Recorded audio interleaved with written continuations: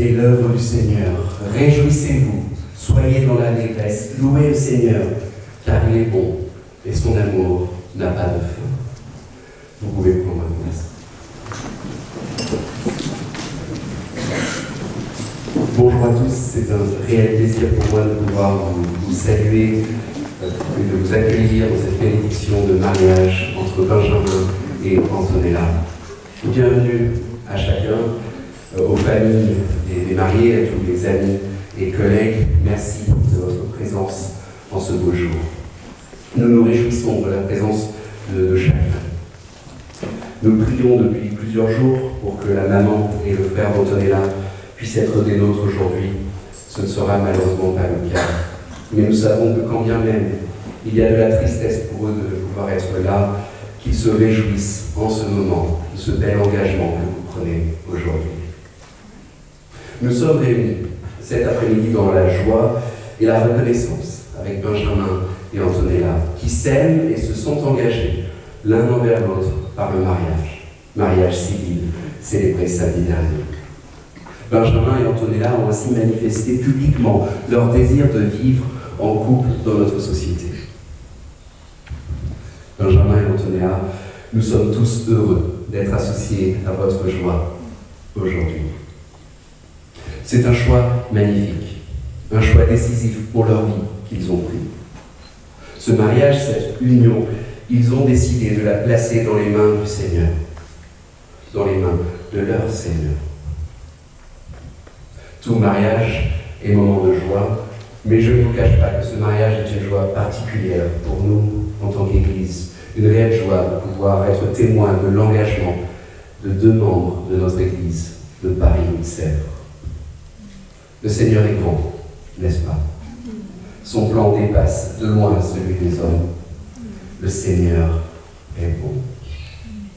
Je vous invite à remettre cette cérémonie entre les mains de notre bon Père Céleste par la prière. Prions.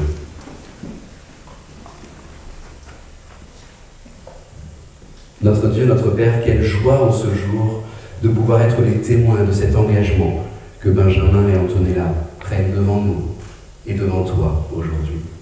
C'est une réelle joie, c'est un réel privilège, Père, de voir leur amour et leur engagement l'un envers l'autre.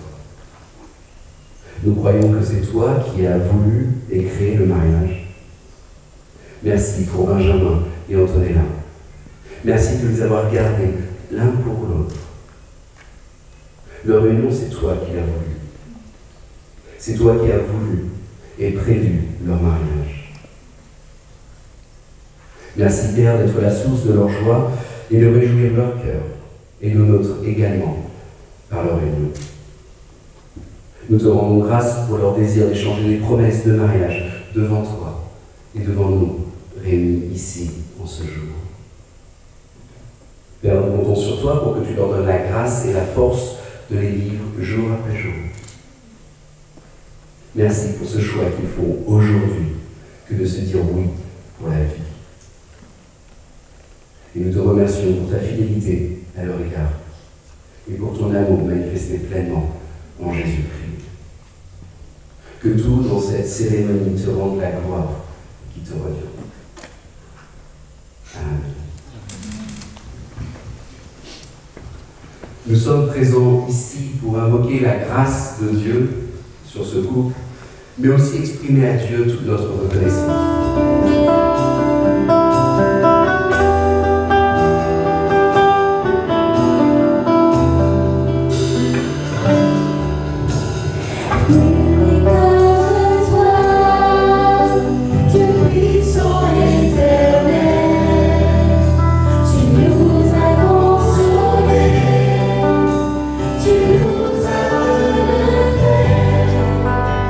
Ton amour est si fort.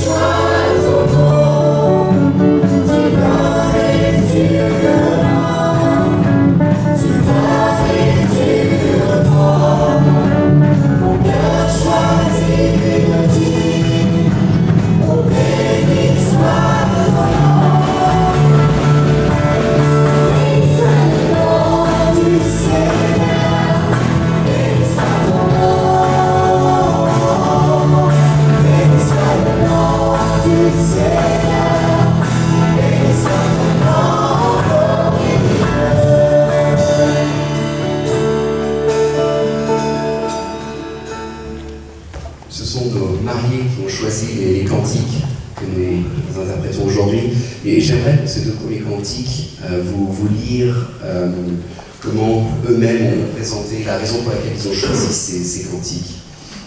Le cantique Dieu est merveilleux, nous souhaitons affirmer à tous que Dieu agit pour nous de manière merveilleuse. Il a un plan parfait pour chacun de nous. Il a tout planifié depuis le début et il continuera à nous conduire dans son amour. On veut également, avec le deuxième cantique, bénir le nom du Seigneur dans les bons moments, comme lors de notre mariage, mais également dans les moments plus difficiles. Le but de notre vie, c'est de lui rendre gloire en tout temps. Je ne peux pas donner les explications pour chacun des cantiques. Je trouvais heureux de savoir qu'ils ont eux-mêmes choisi ces cantiques. Instauré par Dieu dans le jardin d'Éden avant le péché, le mariage entre dans le plan initial de Dieu pour le monde. Mais chose merveilleuse, le mariage fait également partie du plan de Dieu, même dans un monde pécheur. Le mariage fait partie intégrante du plan de Dieu pour l'être humain. Le mariage est une bénédiction. C'est quelque chose d'important que Dieu lui-même a mis en place pour le bien de l'homme et de la femme. C'est aussi quelque chose qu'il a mis en place pour nous faire comprendre son amour envers nous. Ainsi, cette alliance est censée refléter, rappeler l'alliance que Dieu lui-même a conclue avec l'être humain. Dieu aime l'être humain. Il n'a jamais cessé de l'aimer. Le mariage en est une preuve. La venue de Jésus-Christ est, elle, l'argument parfait. Regardez à Jésus et vous verrez l'amour de Dieu. Dans votre vie de couple, comme plus tard dans votre vie de famille, faites en sorte que Jésus reste toujours présent dans votre foyer. Si vous bâtissez votre mariage avec Christ comme point central, alors vous endurerez les troubles, les difficultés et les tourbillons de la vie. Le Seigneur vous invite à lui faire confiance pour votre couple et suivre son exemple. Il vous invite à être transformé jour après jour par son amour. Je vous invite à lire 1 Jean, chapitre 4, versets 7 à 19. Mes chers amis, aimons-nous les uns les autres, car l'amour vient de Dieu. Celui qui aime est né de Dieu et il connaît Dieu. Qui n'aime pas n'a pas connu Dieu, car Dieu est amour. Voici comment Dieu a manifesté son amour pour nous. Il a envoyé son Fils unique dans le monde, pour que par lui, nous ayons la vie. Voici en quoi consiste l'amour, ce n'est pas nous qui avons aimé Dieu, mais c'est lui qui nous a aimés. Aussi a-t-il envoyé son Fils pour expier nos péchés. Mes chers amis, puisque Dieu nous a tant aimés, nous devons nous aussi nous aimer les uns les autres. Dieu, personne ne l'a jamais vu. Mais si nous nous aimons les uns les autres, Dieu demeure en nous et son amour se manifeste pleinement parmi nous. Voici comment nous savons que nous demeurons en lui et qu'il demeure en nous. C'est par son esprit qu'il nous a donné.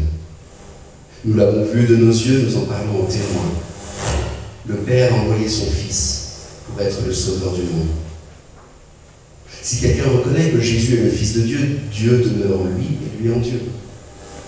Et nous avons connu l'amour que Dieu nous porte et nous y avons cru. Dieu est amour. Celui qui demeure dans l'amour demeure en Dieu et Dieu demeure en lui. Et voici pourquoi l'amour se manifeste pleinement parmi nous. C'est pour que nous ayons une entière assurance au jour du jugement. D'autant plus que notre situation dans ce monde est celle que Christ a connue lui-même. Dans l'amour, il n'y a pas de place pour la crainte, car l'amour parvenu à une pleine maturité chasse toute crainte. En effet, la crainte suppose la perspective d'un châtiment. L'amour de celui qui vit dans la crainte n'est pas encore parvenu à sa pleine maturité. Quant à nous, nous aimons parce que Dieu nous a aimés.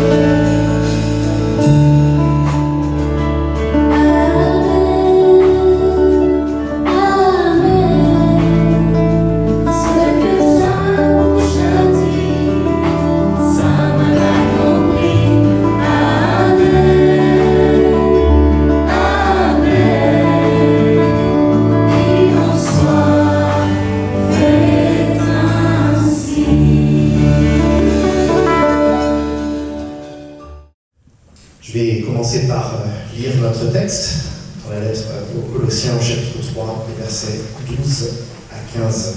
Et vous avez ce texte dans les bulletins. Ainsi, puisque Dieu vous a choisi pour faire partie du peuple saint et qu'il vous aime, revêtez-vous d'ardente bonté, de bienveillance, d'humilité, de douceur, de patience. Supportez-vous les uns les autres, et si l'un de vous a quelque chose à reprocher à un autre, pardonnez-vous mutuellement. Le Seigneur vous a pardonné. Vous aussi, pardonnez-vous de la même manière. Et par-dessus tout cela, revêtez-vous de l'amour qui est le lien par excellence. Que la paix instaurée par Christ gouverne vos décisions. Car c'est à cette paix que Dieu vous a appelé pour former un seul corps. Soyez reconnaissants. Amen. Alors c'était lors d'un camp, si j'ai bien compris, que le moment décisif a eu lieu. Antonella était debout, avec une guitare, je crois. Non, sans guitare, mais elle était debout quand même. Elle chantait, et Benjamin a été comme subjugué, scotché sur place, des étoiles dans les yeux. Dans sa piété connue de tous, il avait pourtant l'intention de se concentrer sur les chants de louange, mais ça devenait de plus en plus difficile. Quelques semaines plus tard, Benjamin m'annonçait par email la venue d'une jeune femme au culte avec lui. Et je le cite à peu près. Elle s'appelle Antonella. Ça fait pas longtemps qu'on se fréquente, mais j'ai déjà une forte conviction à son sujet. Et en plus, elle est super belle. Alors bon, d'accord, il n'y avait peut-être pas la dernière phrase. Mais nul doute qu'il le pensait. Force est de constater que la forte conviction n'a cessé de se renforcer. Alors il a fallu convaincre Antonella, mais Benjamin l'a fait avec brio et sans grande difficulté, semble-t-il. Aujourd'hui, le constat est là. Benjamin a choisi Antonella, et Antonella a choisi Benjamin. Et c'est un peu vertigineux quand on y pense, parce que, je suis allé vérifier, nous sommes actuellement à peu près 8 milliards d'êtres humains, mais le choix de Benjamin s'est porté sur une femme, Antonella, et le choix d'Antonella s'est porté sur un homme, Benjamin. Alors c'est le principe du mariage. Je dis tout ça un peu sur le ton de l'humour, mais en même temps c'est sérieux. Parce qu'il y a quelque chose d'essentiel dans la notion de choix vis-à-vis du mariage, en rapport avec le mariage. Bien sûr, c'est un choix justement, c'est pas arbitraire. Nos mariés se sont choisis l'un l'autre, non seulement parce qu'ils se sont trouvés attirants et agréables, ou parce qu'ils apprécient la personnalité de l'autre et ont de la joie à passer du temps ensemble. Tout ça est vrai. Mais je sais qu'au sommet de leurs critères de choix, il y avait leur engagement respectif envers Jésus-Christ. Une foi vivante et centrale dans la vie de chacun. Mais bon, des chrétiens et des chrétiennes, il y en avait d'autres. Ils se sont choisis. Et à petite échelle, cela reflète d'une certaine façon la démarche étonnante de Dieu. Je laisse de côté ici toutes les controverses philosophiques ou théologiques sur la notion d'élection, non pas qu'elle soit sans intérêt, mais parce que ce n'est pas le lieu et nous n'avons pas le temps. Mais je propose plutôt de nous émerveiller de ce qu'affirme le début de notre texte. Au verset 12, « Puisque Dieu vous a choisi pour faire partie du peuple saint et qu'il vous aime. » Quelle parole magnifique. « Puisque Dieu vous a choisi. » Alors certes, l'apôtre Paul, qui écrit cette lettre aux Colossiens, il écrit ici à une communauté dans son ensemble, il n'écrit pas à un couple spécifiquement. Et le choix de Dieu, heureusement pour nous, ne se porte pas seulement sur une personne. Mais Dieu a voulu que le mariage chrétien soit un cadre privilégié pour refléter le choix d'amour dont il est question dans ce texte.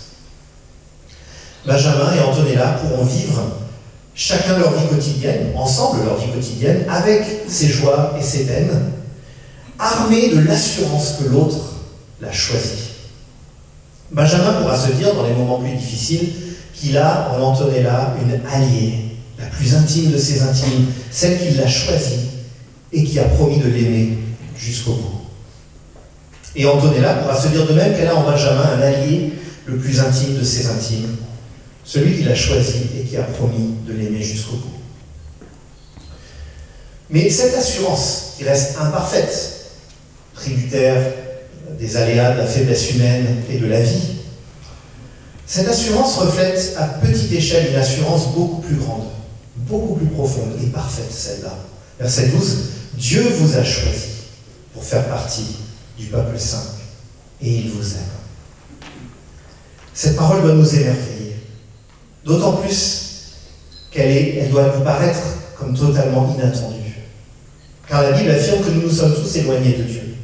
C'est ce que la Bible appelle le péché. Chacun à notre manière, nous avons suivi la démarche de nos premiers ancêtres en voulant être nos propres dieux, en décidant pour nous-mêmes ce qui est bien et mal. Cette révolte de l'être humain contre son Créateur se répercute de génération en génération. Et aucun d'entre nous ne peut prétendre y échapper. Voilà le verdict biblique. Nous sommes coupables devant Dieu. Coupables d'avoir voulu larguer les amarres avec celui qui, au quotidien, continue pourtant de prendre soin de nous. Nous sommes séparés de Dieu, mais la Bible affirme que Dieu, notre Créateur, ne s'est pas satisfait de cette situation, mais il a envoyé son Fils, Jésus-Christ, son vis-à-vis éternel, pour devenir un homme, pour venir nous chercher dans notre égarement et pour nous ramener à lui. La Bible affirme que par sa mort sur la croix, Jésus a subi une mort sacrificielle pour payer le prix de nos fautes envers Dieu. Il a pris sur lui notre faute pour que nous en soyons libérés, pour que nous soyons pardonnés. Il est mort pour que nous puissions vivre. Et c'est grâce à cet acte sacrificiel que nous pouvons avoir l'assurance d'être aimés de Dieu et d'être incorporés dans son peuple saint, c'est-à-dire le peuple qui lui est consacré, qui lui appartient personnellement. C'est une sécurité fondamentale sur laquelle nous pouvons bâtir nos vies, y compris dans ces séquences plus difficiles de souffrance et d'incompréhension. Et cela est vrai pour tous ceux et celles qui ont confié leur vie à Jésus-Christ. Mais l'apôtre Paul ne s'arrête pas là. Je relis le verset 12 en entier cette fois. « Ainsi, puisque Dieu vous a choisi pour faire partie du peuple saint et qui vous aime, » et là, l'apôtre va tirer les conclusions de cette profonde assurance, « alors revêtez-vous d'ardente bonté, de bienveillance, d'humilité, de douceur, de patience. » La logique de la bonne nouvelle de Jésus-Christ, l'évangile, c'est que nos vies en Jésus sont déjà infiniment valables aux yeux de Dieu. Nous n'avons plus à justifier notre existence. Nous n'avons plus à chercher à donner du sens à nos vies. Nous n'avons plus à essayer d'imprimer notre marque sur le monde. Car nous avons été aimés, pardonnés et rachetés. Il ne s'agit pas de renoncer à tout projet ou toute ambition, mais d'être profondément conscient que nos vies sont portées par plus fort que nous et déclarées infiniment valables par le Créateur de l'univers. Et par conséquent, libérés de cette pression pour donner du sens, nous sommes appelés à nous concentrer sur le fait de vivre des vies qui reflètent l'amour, le pardon, la paix de Dieu. C'est vrai pour la communauté chrétienne dans son ensemble, et c'est vrai pour le mariage. Aimer quelqu'un pour 1 an, 2 ans, 10 ans, 40 ans, 50 ans, 60 ans peut-être, même quand la relation est belle et forte, c'est le travail de toute une vie. Et ça ne marchera pas sans ces qualités dont l'apôtre Paul fait la liste ici. Ardente bonté, bienveillance, humilité, douceur, patience. Prenons juste un instant pour considérer un peu ces mots. Ardente bonté. Alors littéralement dans le texte original, c'est des entrailles de bonté. En quelque sorte la bonté qui vient des tripes. Non pas une bonté détachée ou passive, mais une bonté ardente, forte, acharnée dans sa recherche du bien de l'autre. Ensuite, l'apôtre Paul parle de bienveillance. Alors c'est vrai que c'est un terme employé un peu à toutes les sauces aujourd'hui. On pourrait le traduire simplement par gentillesse. Mais si vous pensez que la gentillesse est une qualité banale, détrompez-vous. Être gentil de nos jours, c'est un acte militant. C'est pas dans la norme des relations humaines. La courtoisie, oui, la politesse, certainement, mais pas la véritable gentillesse. Le fait de vouloir et de chercher le bien de l'autre. Même dans le couple, la gentillesse, c'est souvent un défi. On lui préfère souvent l'impatience, l'indifférence ou les micro-vengeances. Or, je ne pense pas qu'un mariage chrétien puisse échouer lorsque les deux époux exercent au quotidien, dans la prière, cette bienveillance, cette gentillesse l'un envers l'autre. Puis l'humilité. Pas simplement au sens basique de ne pas se vanter ou de ne pas tout ramener toujours à soi. C'est déjà bien. Mais l'humilité exige bien plus encore. Elle exige de ne pas toujours réfléchir et ressentir les choses en fonction de son propre intérêt. Elle est prête à s'abaisser pour élever l'autre, même quand c'est dur, même quand ça fait mal. Puis la douceur. Ne pas monter dans les tours dès qu'on est contrarié. Rester calme, attentionné, à l'écoute. Alors en général, la préparation logistique d'un mariage est un excellent exercice pour tout cela. C'est l'épreuve de feu. La patience. Accepter que l'autre a des défauts, des faiblesses. Je ne sais pas si vous avez une petite idée déjà des défauts et faiblesses de l'autre. Accepter d'écouter et non seulement de parler. Et puis la patience, au-delà de ça, qui conduit à miser sur le long terme. Parce que c'est ce qui est magnifique dans le mariage chrétien. C'est que si Dieu nous prête vie, on a le temps. On n'a pas besoin d'avoir tout réussi dès le premier jour, tout compris dès le premier jour. La patience, c'est voir aussi ce que l'autre pourra être quand Dieu aura continué son travail en lui, en elle, au fil des années. C'est aspirer à ce qu'on pourra être soi-même lorsqu'on aura grandi, lorsque notre foi sera approfondie. Donc l'apôtre Paul, en quelque sorte, nous présente un package de qualités chrétiennes, des qualités que sont appelées à vivre des personnes qui savent que leur vie est déjà rachetée par Jésus-Christ, qui savent qu'elles ne jouent plus ni leur valeur, ni leur avenir ultime. Alors Paul s'adresse ici à une église locale, l'église de Colosse, où il veut voir ses qualités à l'œuvre. Colosse, c'était dans la Turquie actuelle. Mais le couple chrétien et la communauté chrétienne, à la fois dans sa version la plus réduite, mais aussi la plus intensive dans un sens. Parce que c'est au quotidien qu'il faut vivre ces choses, au jour le jour, qu'il faut mettre en œuvre ces qualités. Supporter quelqu'un qu'on voit peut-être à une réunion de semaine et au culte le dimanche, c'est une chose. Supporter quelqu'un qu'on voit tous les jours, c'en est une autre, et avec qui on partage sa vie. Auprès donc de son plus proche prochain, du frère et de la sœur à qui on a lié sa vie. C'est là que ces qualités vont vraiment être mises à l'épreuve. C'est donc particulièrement exigeant, mais c'est aussi magnifique. Car le mariage chrétien est une illustration de la fidélité de Dieu, de sa bonté, de sa douceur, de sa patience, et du fait qu'il nous a liés à lui pour toujours. Mais l'apôtre Paul va plus loin encore. Après cette liste de qualités, il va ajouter deux démarches fondamentales. D'abord, il parle du pardon. Verset 13, « Supportez-vous les uns les autres, et si l'un de vous a quelque chose à reprocher à un autre, pardonnez-vous mutuellement. Le Seigneur vous a pardonné. Vous aussi pardonnez-vous de la même manière. » C'est simple, et c'est dur. Et ce que Paul dit ici à propos de l'Église locale est a fortiori incontournable au sein du couple. Le pardon, c'est l'oxygène du couple chrétien. Nous en avons besoin constamment.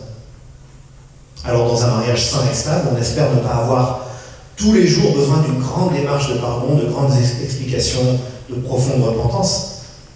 Au quotidien, ça va ressembler à une attitude générale de grâce et de pardon, et une promptitude à résoudre les petites tensions avant qu'elles ne prennent de l'ampleur.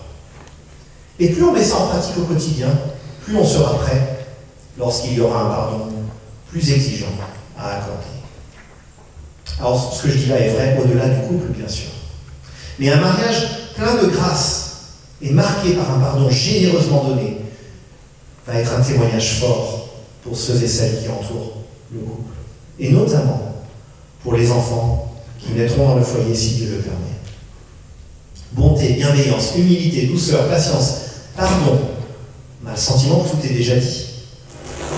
Et pourtant, écoutez ce que Paul écrit ensuite, verset 14. « Et par-dessus tout cela, revêtez-vous de l'amour, qui est le lien par excellence. » Là, l'image, c'est comme de mettre un vêtement, de mettre un manteau. Revêtez-vous de l'amour, qui est le lien par excellence. Cette phrase est belle, mais un peu mystérieuse. Que veut dire l'apôtre Paul exactement?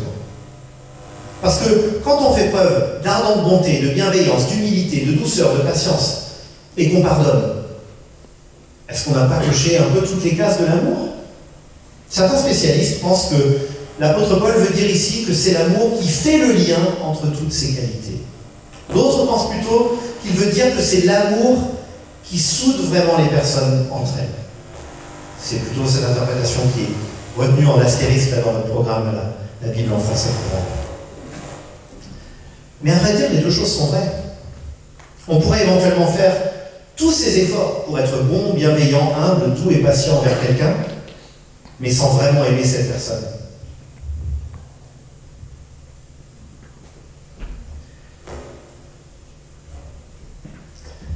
Mais l'amour, en tout cas l'amour au sein de la communauté chrétienne ou au sein du couple, c'est ce qui nous pousse à vouloir exercer toutes ces qualités envers l'autre.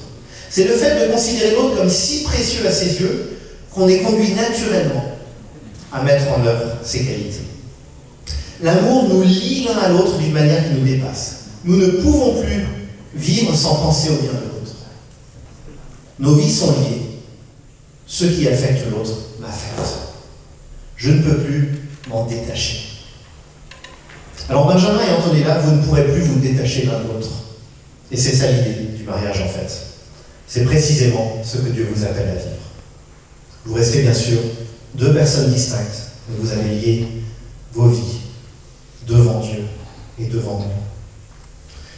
Le mariage chrétien consiste à marcher ensemble à la suite de Jésus avec un vis-à-vis que nous sommes appelés à aimer au quotidien, dans toutes les joies, dans toutes les peines, pour le meilleur et pour le pire. Et dans cet amour fidèle, permanent, dans cette alliance conclue devant Dieu et les hommes, il y a une occasion toute particulière de goûter à quelque chose de plus grand encore. La présence de Dieu, son amour, sa fidélité, ses promesses, qu'il tiendra sans faute et pour toujours. Alors Benjamin et Antonella, que Dieu vous donne la grâce de marcher main dans la main à la suite de Jésus. Amen.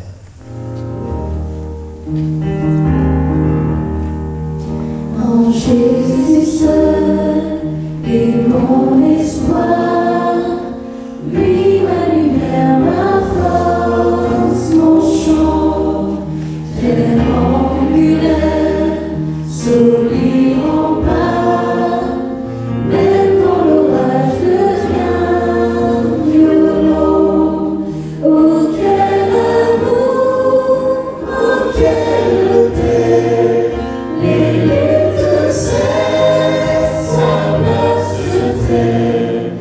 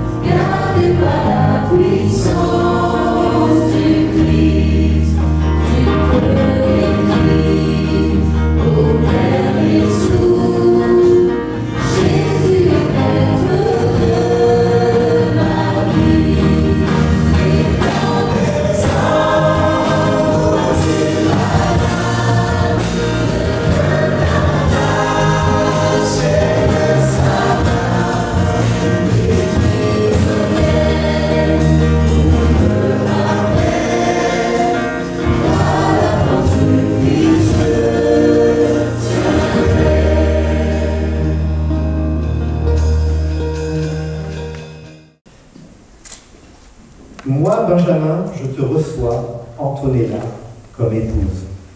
Moi, Benjamin, je te reçois, Antonella, comme épouse. Et par la grâce de Dieu, je promets de te rester fidèle. Et par la grâce de Dieu, je promets de te rester fidèle. Dans le bonheur et dans les épreuves, dans la santé et dans la maladie. Dans le bonheur, dans les épreuves, dans la santé et la maladie. Pour t'aimer tous les jours de ma vie. Pour t'aimer tous les jours de ma vie. Et marcher avec toi à la suite de Jésus-Christ. Et marcher avec toi à la suite de Jésus-Christ. Antonella, c'est ton tour.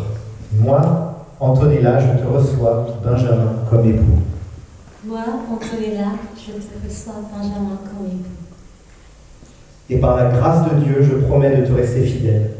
Et par la grâce de Dieu, je te promets de te rester fidèle. Dans le bonheur et dans les épreuves. Dans le bonheur et dans les épreuves. Dans la santé et dans la maladie. Dans la santé et dans la maladie. Pour t'aimer tous les jours de ma vie. Pour t'aimer tous les jours de ma vie. Et marcher avec toi à la suite de Jésus-Christ. Et marcher avec toi à la suite de Jésus-Christ. Antonella, ce grand jour, tant attendu, est enfin arrivé. Depuis le temps qu'on en parle, nous y voilà. Ça ne fait pas très longtemps que nous nous fréquentons, et pourtant, j'ai été convaincu assez tôt de me marier avec toi, comme Mathieu l'a rappelé. Ceux qui me connaissent savent que cela fait de nombreuses années que je recherche celle qui pourra devenir ma femme. Je sais que je suis exigeant quant à mes critères de recherche, et même si, de prime abord, rien ne laissait présager que nous pourrions un jour finir ensemble, j'ai appris à te connaître, j'ai découvert une fille merveilleuse. Et aujourd'hui, je veux passer le restant de mes jours à tes côtés. Ce qui m'a le plus touché chez toi, c'est d'abord ta foi en Jésus-Christ. Je vois que ce que tu désires, c'est de donner à Dieu la première place dans ta vie, de servir et lui obéir. De par ton empathie, ton altruisme et ta générosité envers les autres, tu reflètes cet amour que tu as reçu de Dieu. Tu es vraiment une très belle personne, au niveau de tes valeurs, mais également au sens premier du terme, c'est-à-dire sur le plan physique, je te trouve très belle. Et d'autant plus aujourd'hui. Tu réunis parfaitement mes 3 critères principaux, que sont la foi en Christ, l'attirance physique et ce que j'appelle un bon feeling. Au-delà de ces critères, notre vision commune et une pleine conviction venant de Dieu ne laisse plus de place au doute. Mon désir aujourd'hui, c'est de m'unir à toi, de t'aimer d'un amour inconditionnel et que l'on grandisse ensemble dans la connaissance de Jésus-Christ. En tant que mari, je m'engage à ce que notre couple continue de marcher dans la volonté de Dieu et le glorifie en toutes choses.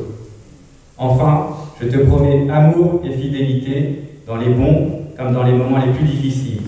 Mon amour pour toi sera sans égal. Antonella, je t'aime.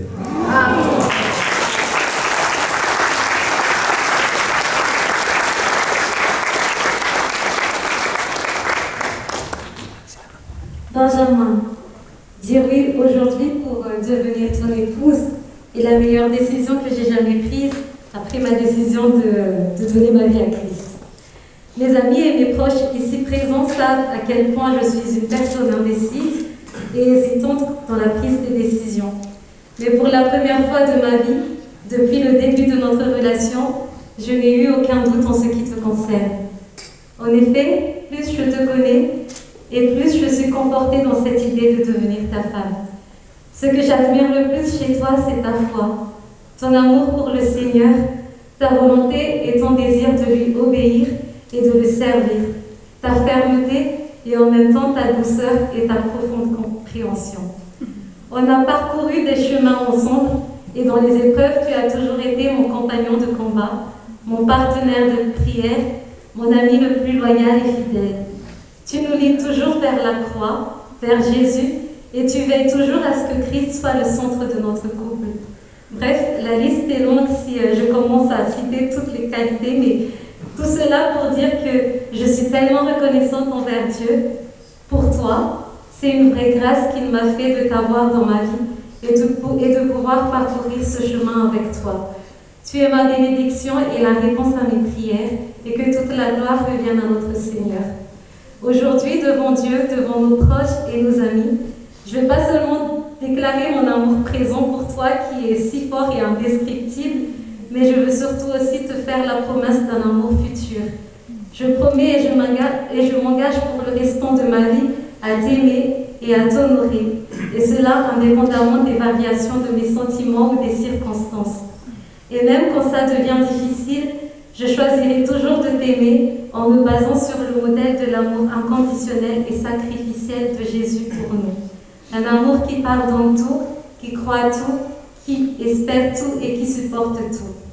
En m'appuyant sur sa grâce et par son esprit, je te soutiendrai, je serai ton aide puissante, ta partenaire et amie aimante et fidèle en tout temps, dans les bons moments, mais aussi dans les épreuves.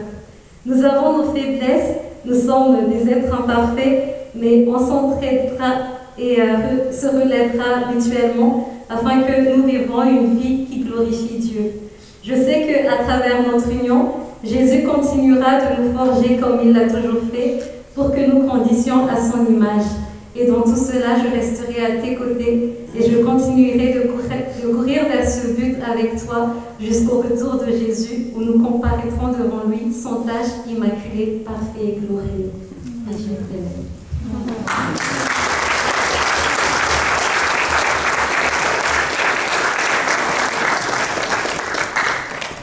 Que Dieu vous donne la grâce de tenir parole.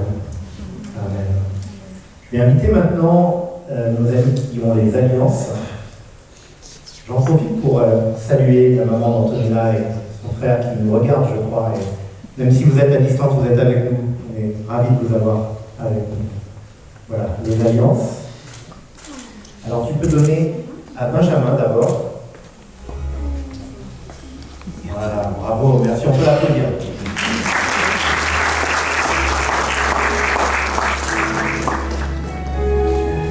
Nous procédons donc à l'échange des alliances qui signifie visuellement l'alliance que vous avez conclue l'un avec l'autre et qui rappelle entre autres ceci, que l'être humain ne sépare pas ce que Dieu a uni. Benjamin, je t'invite à passer l'anneau au doigt d'Antonella.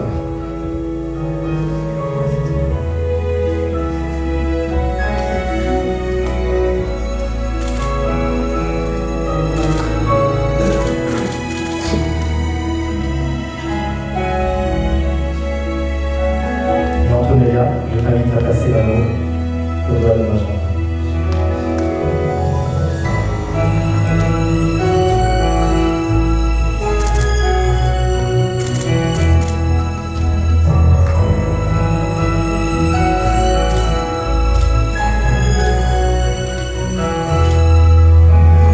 Benjamin, c'est le moment d'embrasser la mariée.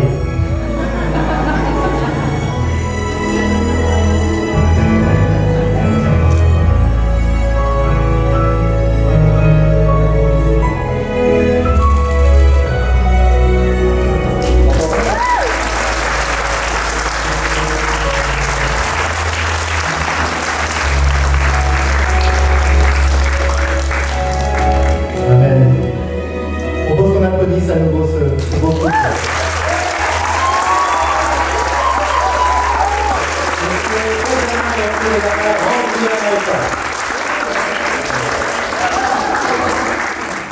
Notre Dieu, notre Père, quelle joie de vivre ces instants, quelle joie d'assister à cet engagement. Merci pour la sécurité que nous pouvons avoir de savoir que cet engagement s'appuie sur toi. Cela a été tellement explicite dans les promesses qui viennent d'être dites. Et bien maintenant, Père, par ton Saint-Esprit, par la grâce de notre Seigneur Jésus-Christ, donne à ce jeune couple la grâce de pouvoir marcher ensemble, main dans la main, dans cette confiance en toi, jour après jour, année après année. Comble-les de tes grâces et de tes bienfaits. Tu vois, Père, que déjà, ils ont dû faire face ensemble à certaines épreuves. Et ils ont tenu bon. Et ils continueront à tenir bon avec toi. Je te demande de les garder du malin. Je te demande de les bénir et de les maintenir ancrés dans la communion avec Jésus-Christ, leur Sauveur et leur Seigneur. Amen. Je vais prier également. Notre Dieu, notre Père, nous te rendons grâce pour la joie de ces instants. Nous reconnaissons en toi l'auteur de notre existence et celui qui en donne le sens. Aujourd'hui, nous souhaitons te remercier pour ces moments si particuliers avec Benjamin et Antonella. Merci, Père, d'être la source de leur joie et de réjouir notre cœur par nous. Nous te rendons grâce pour leur désir d'échanger des promesses devant toi et devant nous. Et nous comptons sur toi pour que tu leur donnes la grâce et la force de les vivre. Nous te prions de dévoiler à travers leur union la beauté de ton amour pour nous. Que l'amour qui se vit en toi, Père, Fils et Saint-Esprit, puisse illuminer, réjouir le cœur de Benjamin et d'Antonella en ce jour, mais plus largement, jour après jour. Que la fermeté de ces promesses puisse être vécue avec le regard centré sur ta personne. Amen. Thank you.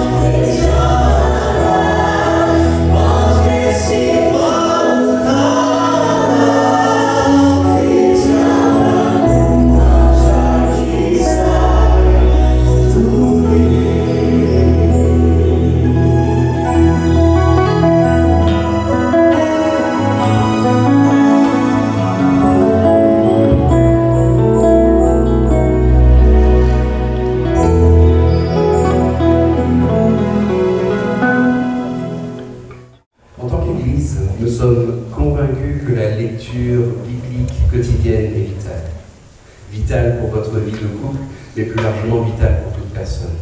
Par sa parole, Dieu va transformer nos cœurs toujours plus à l'image de Jésus-Christ. Devenir plus comme Jésus, c'est ce dont tous ont besoin. Et c'est ce dont votre couple a besoin. Donc l'Église souhaite vous remettre cette Bible, et je me réjouis tout particulièrement de savoir que vous êtes déjà pleinement conscient de cela. Cette Bible que nous donnons aujourd'hui, nous savons que ce n'est pas la première, ce ne sera pas la dernière, nous savons qu'elle sera lue, étudiée, creusée, et cela nous réjouit beaucoup. Donc je vous remets cette Bible avec l'assurance de savoir qu'elle sera lue, parce qu'elle l'est déjà.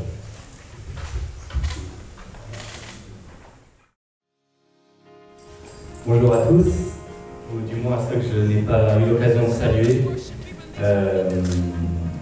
Il nous est arrivé une petite mésaventure pour arriver, je ne sais pas ceux qui nous ont vus.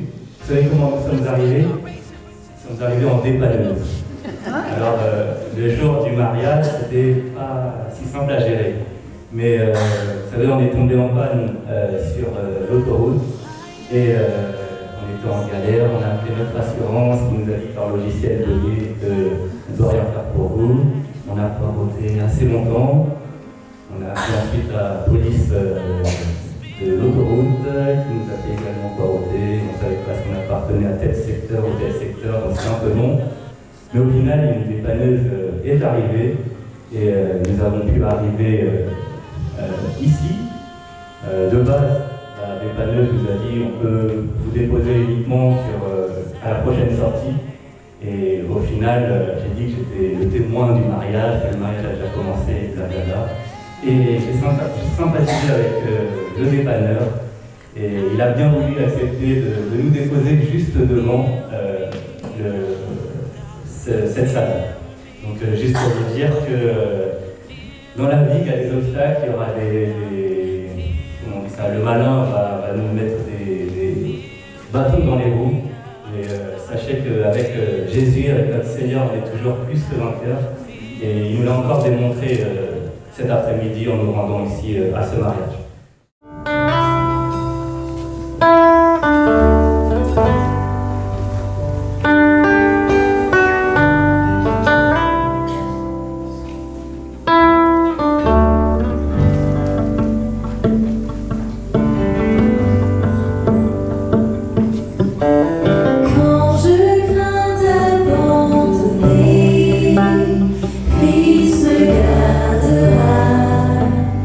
Quand ça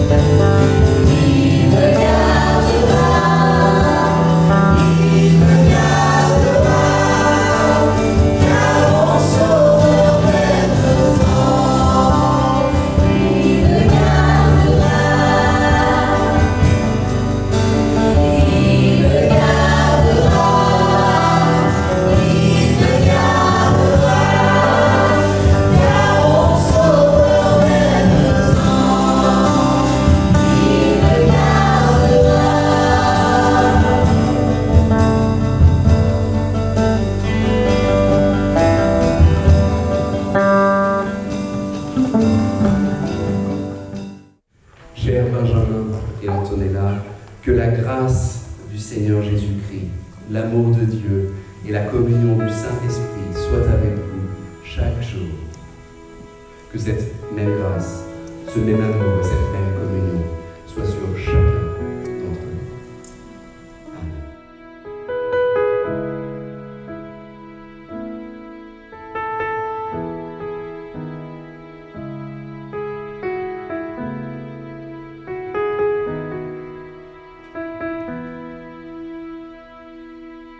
Amen.